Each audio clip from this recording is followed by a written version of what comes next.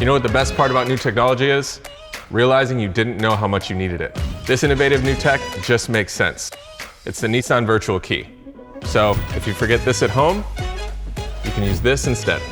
With the Virtual Key app and some installed hardware, losing your key fob isn't a big deal.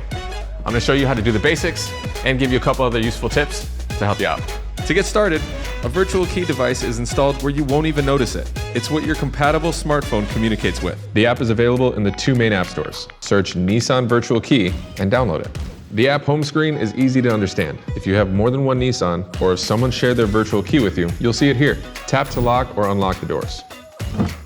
Tap to pop open the rear hatch or trunk, so it's already open when you get there. And if your Nissan is already equipped with remote start, you can start the engine in the app too. Pretty simple stuff. Now let's share a key.